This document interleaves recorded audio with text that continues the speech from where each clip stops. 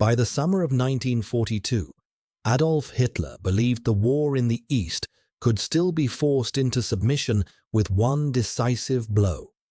Operation Barbarossa had failed to destroy the Soviet Union the year before, but German armies still occupied vast territory and had inflicted catastrophic losses. To Hitler, the solution was no longer operational flexibility or long-term planning. It was symbolism, a victory that would crush morale and prove German dominance once and for all.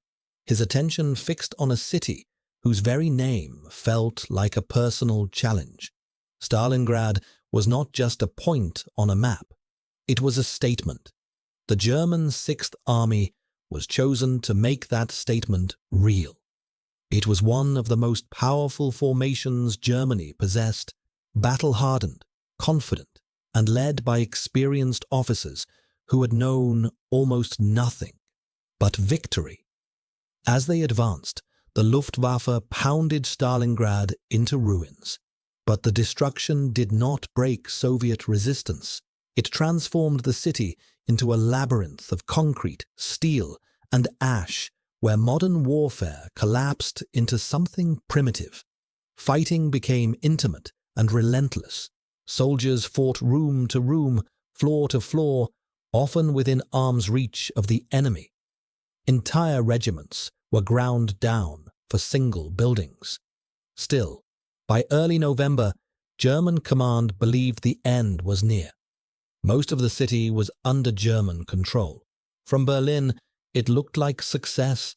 What Berlin did not see was how fragile the entire operation had become. The deeper the Sixth Army pushed into Stalingrad, the thinner its defenses stretched around it. Its flanks were held not by German divisions, but by Allied Romanian, Hungarian, and Italian units with outdated equipment and little protection against tanks.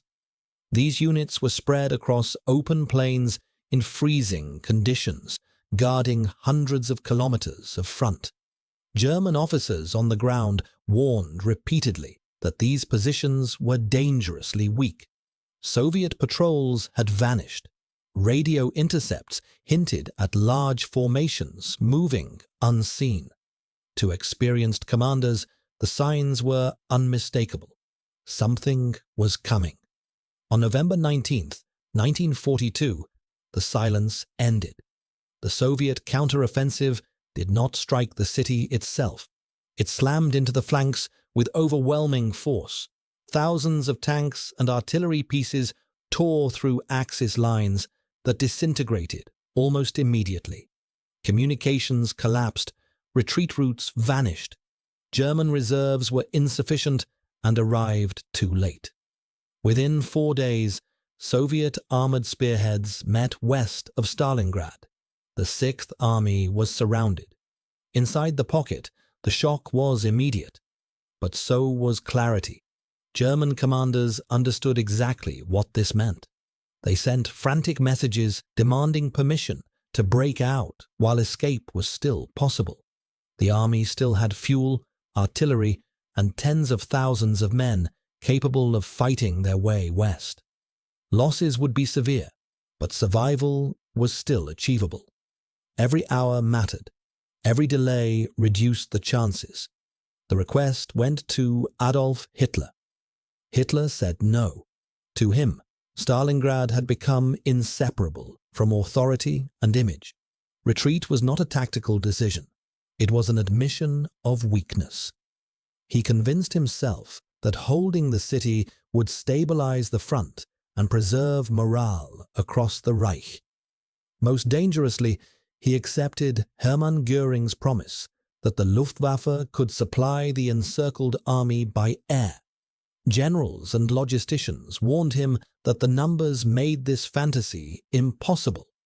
An army of over 250,000 men required hundreds of tons of supplies every day. The Luftwaffe could not deliver even a third of that under ideal conditions. Hitler refused to listen. The order was absolute. The Sixth Army would remain where it was. No breakout, no retreat. From that moment on, the character of the battle changed completely. The Sixth Army was no longer fighting an enemy alone. It was fighting hunger, cold, exhaustion, and inevitability. The airlift failed almost immediately.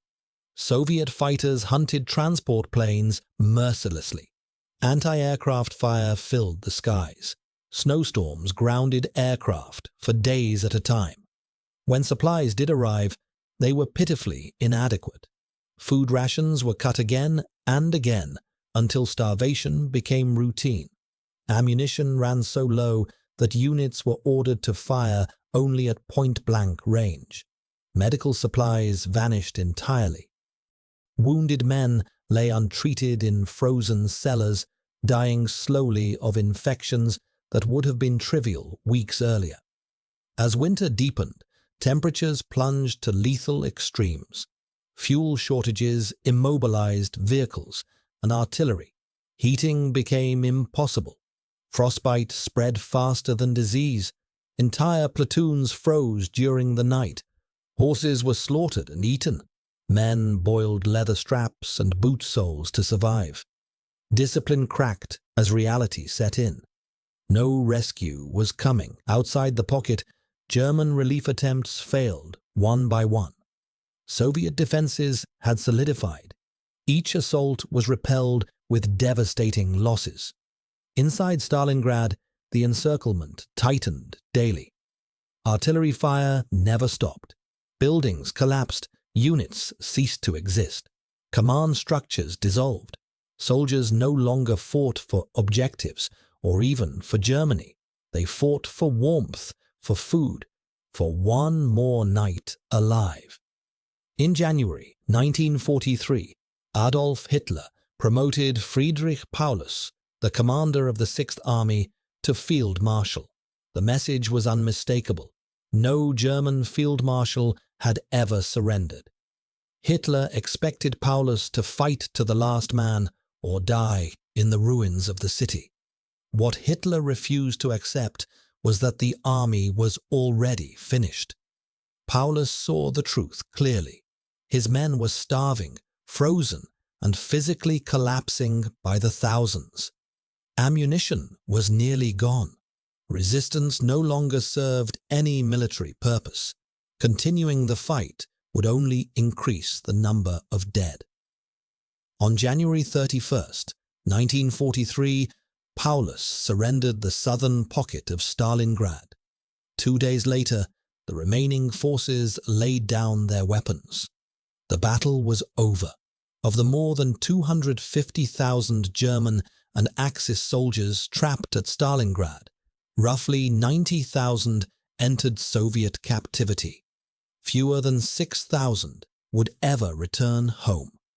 The rest were dead, killed not just by bullets and shells, but by hunger, cold, and an order that forbade escape. Stalingrad was the first complete destruction of a German field army in World War II. It shattered the illusion of German invincibility and permanently shifted the momentum of the war. Yet the Sixth Army did not fall because its soldiers lacked courage or discipline.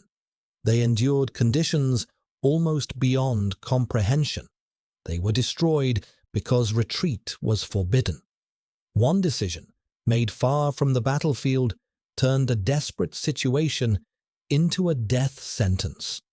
And in the frozen ruins of Stalingrad, an entire army paid for it with their lives.